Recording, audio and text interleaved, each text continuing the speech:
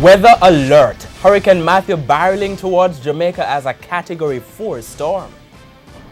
Good evening and thanks for joining us for Primetime News. A special welcome to viewers on OneSpotMedia.com. I am Archibald Gordon. And I'm Doreen Samuels. This evening, the latest from disaster preparedness officials. Then, with the East expected to get a battering, we focus on what's happening there. Plus, a man is found dead in a prominent lawyer's house. There is also the Financial Week, international stories, our bite of the week, sports commentary and weather in the Primetime package. But first, the feedback question.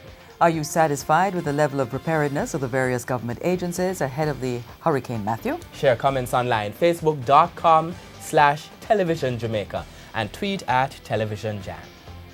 Stay with us. Primetime News returns after this break.